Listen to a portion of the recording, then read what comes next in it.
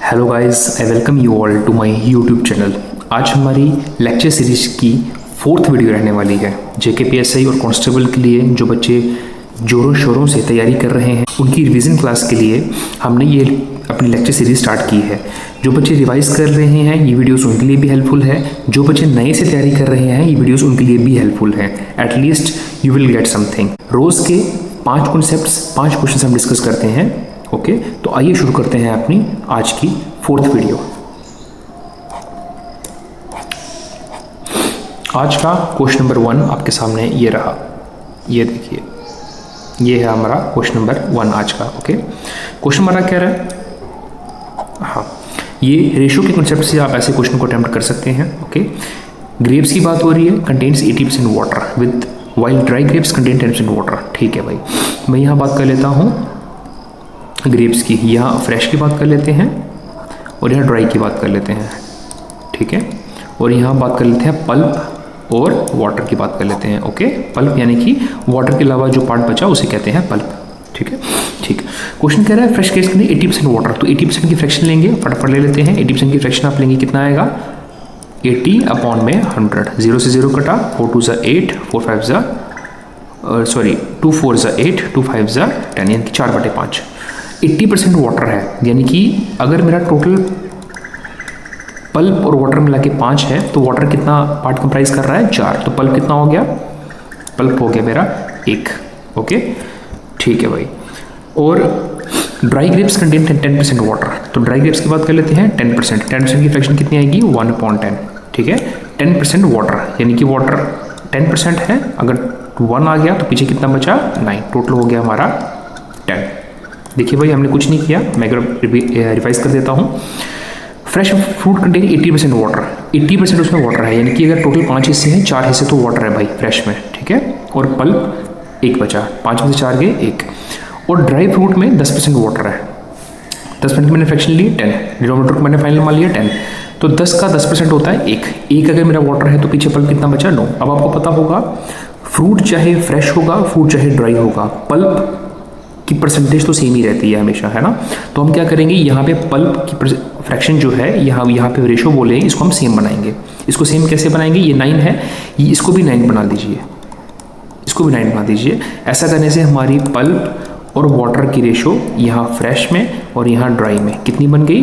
9 1 = 9 और 9 4 = 36, और टोटल कितनी बन गई? 9 5 = 45। ओके, नीचे तो वही रहेगी, 9:1 = 10। ओके, = 10। क्वेश्चन हमारा यहाँ पहुँच चुका है भाई। ठीक है, अब आगे डिस्कस करते हैं। देखिए, अब मैंने मान लिया 45 रेशो मेरी इनिशियल पूरी वैल्यू थी हमारे फ्रूट की, और 10 रेशो अब हमारी ये वैल्यू बच चुकी है। क्वेश्चन हमें वैल्यू एग्जैक्ट किसकी दे रहा है? If the weight of dry grapes is 250 kg, dry grapes, ये ड्राई की बात हो रही है भाई। ठीक है, 10 यूनिट में यहाँ से 10 आया है, मैं यहाँ लिख देता हूँ 10 यूनिट रिप्रेजेंट कर रहे हैं 250 kg को। ओके, 0 से 0 कट गया, तो 1 यूनिट किसको रिप्रेजेंट करेगा? 25 kg को। 1 यूनिट की वैल्यू कितनी आ रही है? 25 kg। कह रहा है what is the total weight when it was fresh, तो जब फ्रेश था तो कितना वेट था? तो भाई वो कितना था? 45 यूनिट। ओके, तो 1 यूनिट की वैल्यू 25 है, तो 45 को मैं 25 से मल्टीप्लाई कर लूँगा भाई। ओके, 45 को आप 25 से कर लीजिए मल्टीप्लाई, आपका आंसर आ जाएगा। कर लेते हैं 45 × 25। ओके, 5 5 = 25 का लगा 5 2 कैरी, 5 4 = 20, 30 और 2 32 का लगा 2 3 कैरी, 4 2 = 8, 8 9 10 11, 1125 ऑप्शन में कहाँ पे है? This is 1125 is my answer.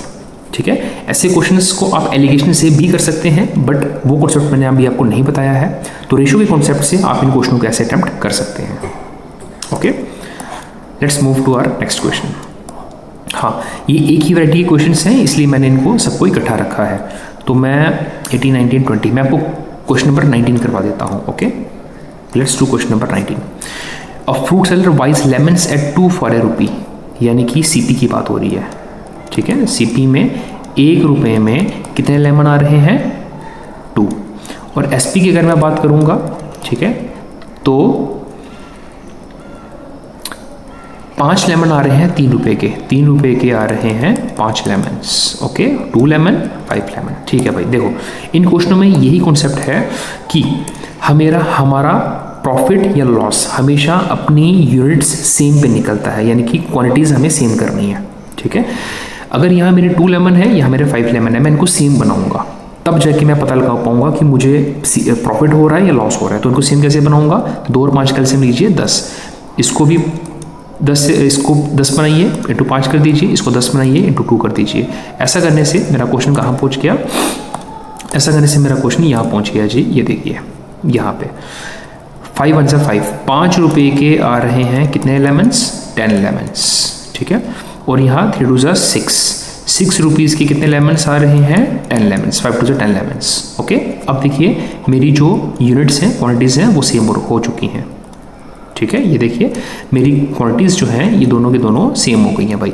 अब मैं पता लगा सकता हूँ कि मुझे प्रॉफिट हो रहा है, लॉस हो रहा है। ये देखिए भाई, ये मेरी CP है, ये मेरी SP है। ठीक है, ये CP है, ये SP है। तो आप बताइए मुझे क्या हो रहा है, मुझे प्रॉफिट हो रहा है, और कितने परसेंट, क्योंकि मुझे गेन परसेंट निकालना है। तो उसका फॉर्मूला होता है, प्रॉफिट परसेंट का फॉर्मूला होता है SP माइनस CP अपॉन में CP इंटू 100%। इसको जब आप सॉल्व करेंगे 6 में से 5 जाएगा, 1 बटे में CP कितना 5 इंटू 100%। तो इसको जब सॉल्व करेंगे 20% आपका आंसर आएगा। 20% इज योर आंसर। सेम आप क्वेश्चन नंबर 18 भी अटैम्प्ट करिए, क्वेश्चन नंबर 20 भी अटैम्प्ट करिए, खुद ट्राई करेंगे, नहीं निकलेंगे मुझे बताएंगे कमेंट बॉक्स में, और आंसर्स भी आप मुझे बता सकते हैं। ओके, तो ये था आज का हमारा concept number 2। Let's move to concept number 3। हाँ, मेंस्ट्रुएशन में रेशोज जो हैं वो यूज़ की गई हैं। आइए देखते हैं इन्हें आप कैसे अटैम्प्ट करेंगे। The ratios of areas of 2 squares is 9:1।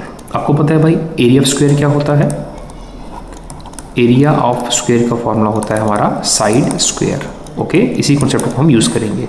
2 squares की बात हो रही है, हम मान लेते हैं area 1, area of square 1 upon में एरिया ऑफ स्क्वायर 2। ठीक है, उनकी एरियाज की रेशो मुझे दी जा रही है 9 अपॉन में 1। अब अगर स्क्वायर फर्स्ट है तो उसका फॉर्मूला क्या होगा, ठीक है, हम मान लेते हैं उसका फॉर्मूला है साइड 1। एरिया 1 का जो स्क्वायर है उसकी साइड है साइड 1। ठीक है, साइड 1 का स्क्वायर अपॉन में सेकंड जो स्क्वायर है उसकी साइड हमने साइड 2 मान ली है, S2 मान ली है। ठीक है, इज इक्वल टू 9 अपॉन में 1। इसको जब हम सॉल्व करेंगे S1 अपॉन में S2, ठीक है, स्क्वायर यहाँ पे जाएगा, अंडर बन जाएगा, तो अंडर 9 बनेगा हमारा 3 अपॉन में 1। ठीक है, कहने का मतलब ये है मैंने यहाँ से रेशोज़ निकाल ली हैं, और रेशोज़ को आपको पता है जब प्रॉपर यूनिट्स बनानी है तो इसको हम मान लेंगे 3x, इसको हम मान लेंगे 1x। ये मैंने बहुत बार अपनी वीडियोस में बताया है। स्क्वायर 1 की साइड हम मान लेंगे 3x, स्क्वायर 2 की हम साइड मान लेंगे 1x। अब क्वेश्चन कह रहा है what is the ratio of their perimeter. तो आपको पता है पेरीमीटर ऑफ स्क्वायर का फॉर्मूला होता है 4 मल्टीप्लाई साइड। इसी कॉन्सेप्ट को हम यूज़ करेंगे पेरीमीटर 1 अपॉन में पेरीमीटर 2। ठीक है, इसका फॉर्मूला होगा 4 मल्टीप्लाई S1, 4 मल्टीप्लाई S2। इसको सॉल्व करते हैं, 4 कट गया, S1 अपॉन S2। तो S1 अपॉन S2 क्या है भाई, 3x अपॉन में 1x, x कट गया तो रेशो कितनी आई, 3:1। यानी कि इस क्वेश्चन का मेरा आंसर है 3:1। इस तरह के बहुत सारे रेशोज के कॉन्सेप्ट्स आपके मेंस्ट्रुएशन में भी यूज़ किए जाते हैं। ओके, तो ये था हमारा आज का कॉन्सेप्ट नंबर 3। कॉन्सेप्ट नंबर 4 की बात करते हैं। हाँ, वेरी इंपॉर्टेंट चैप्टर है हमारा टाइम एंड वर्क। इसे करने से पहले आप एक राइम याद कर लेंगे। वो राइम है हमारा MDHE अपॉन में W। ओके, मैं बता देता हूँ आपको। राइम है हमारा MDHE अपॉन में W। जैसे एक ऐड आती थी MDH मसाले की, MDH upon W। M means man, ठीक है, वीमेन भी हो सकती हैं, बॉयज़ भी हो सकते हैं, गर्ल्स भी हो सकते हैं जो काम कर रहे हैं। मैंने मैन लेट कर लिए, man. Days, D for days, H for hours, E for efficiency, और अपॉन में W for work. MDHE upon में W अगर आप E से यूज़ कर देंगे तो भाई क्वेश्चन आपका बहुत आसान निकल जाएगा। ओके, आइए देखते हैं क्वेश्चन क्या कह रहा है। क्वेश्चन क्या कह रहा है, 3 पर्सन्स। मेरे केस में इस क्वेश्चन में पर्सन्स कितने हैं, 3 पर्सन्स। ये देखिए हम आगे, ठीक है, वीव 336 शॉल्स। तो जो शॉल्स हैं काम कर रहे हैं कितना, W मतलब वर्क, वो कुछ भी अगर कर रहे हैं तो वो काम माना जाएगा। दीवार बना रहे हैं, कुछ तोड़ रहे हैं, बना रहे हैं, वो वर्क में आएगा। तो 336 शॉल्स जो हैं ये वर्क है इन 14 डेज। और डेज जो है वो कहाँ पे है, मैन के मल्टीप्लाई में है तो 14 यहाँ पे आ गया। इसको इक्वेट करेंगे किसके साथ, जो मेरे को सेकंड स्टेटमेंट दी जा रही है, हाउ मेनी शॉल्स, मुझे नंबर ऑफ शॉल्स निकालने हैं, यानी कि मैं x मान लेता हूँ, 8% से काम करवाना है मुझे, ठीक है, और कितने दिन में, 5 दिन में। बस यहाँ से हम x की वैल्यू निकाल लेंगे और क्वेश्चन मेरा खत्म हो जाएगा, ठीक है। 7 से कटेगा, 7 2 14, 7 4 28, 28, 7 8 56, ठीक है, 3 2 6, 6 8 का 48। अब ये 8 यहाँ पे शिफ्ट होगा, 8 8 64, 64 इंटू 5, तो 64 इंटू 5 जब आप करेंगे तो आपको x निकल के आएगा 320। 64 को 5 से अगर आप मल्टीप्लाई करेंगे 320 आपका आंसर जो है वो आ जाएगा। ये कॉन्सेप्ट था हमारा चैप्टर टाइम एंड वर्क से। मैंने राइम आपको एक याद करवा दिया, MDHE अपॉन में W, man days hours efficiency upon में वर्क। जो चीज़ जहाँ पूछी जाए वहाँ पुट कर दीजिए, आपका आंसर आ जाएगा। सेम कॉन्सेप्ट आप क्वेश्चन नंबर 41 में लगाएंगे, मैं हिंट आपको दे देता हूँ, ओके। क्वेश्चन नंबर 41 में ये आपके M है, वह कंज्यूम कर रहे हैं, यानी कि वो कर रहे हैं, ये आपका W है, ठीक है, ये मैन है, ये W है और ये डेज है। उसी तरह से यहाँ पे ये M है, ये W है, ठीक है, तो आपको D निकालना है, यानी कि ये D निकालना है। तो इसे ट्राई करेंगे, यही इसी फॉर्मूले को आप याद रख के इसको ट्राई करेंगे भाई। और अगर आप आंसर निकालते हैं मुझे कमेंट बॉक्स में बताएंगे, और अगर नहीं निकलता है मुझे तब भी बताएंगे, मैं आपको करके बताऊंगा। ये था हमारा second last concept and last concept of the day. हाँ, एक चीज़ मैं आपको बता दूं, जिन बच्चों को एडवांस मैथ्स में दिक्कत है, मुझे बहुत सारे बच्चों के कॉल्स आते हैं, सर हमें एडवांस मैथ्स में दिक्कत है भाई, ठीक है, तो घबराएंगे नहीं। एडवांस मैथ्स को सॉल्व करने के लिए भी कुछ ट्रिक्स या टिप्स होती हैं। एक टिप मैं आज आपको दे देता हूँ, ये कोई टाइम टेस्टेड नहीं है, बस ऐसे ही रैंडमली है। ट्रिग्नोमेट्री से कभी भी आपको क्वेश्चन आ जाए, ठीक है, तो अगर आपको उसका आंसर नहीं आता है तो आप आंखें बंद करके आंसर 1 लगा दीजिए, 90% चांस है कि वो आंसर आपका सही बैठेगा, ओके, ट्रिग्नोमेट्री में। और अगर एवरेज नहीं, अलजेब्रा से कोई क्वेश्चन आ जाए, आपको नहीं आता है तो आंसर 0 लगा दीजिए, 90% चांस है कि आंसर आपका सही बैठ जाएगा, ओके। इस तरह के टिप्स मैं आपको वीडियोस में देता जाऊँगा। फिलहाल क्वेश्चन का देख लेते हैं। देखिए क्वेश्चन क्या कह रहा है, क्वेश्चन हमें कह रहा है, हाँ, इस तरह के क्वेश्चन जब भी आपको पूछा जाए तो थीटा मुझे नहीं दिया तो आप थीटा अपनी मर्जी से रैंडमली कुछ भी पुट कर लीजिए भाई। इससे पहले आपको वैल्यूज़ का चार्ट पता होना चाहिए, sin 30 कितना होता है, sin 45, tan 35, tan 45, ये 10th क्लास की बुक में एक पूरा चार्ट है, वो आपको याद होना चाहिए।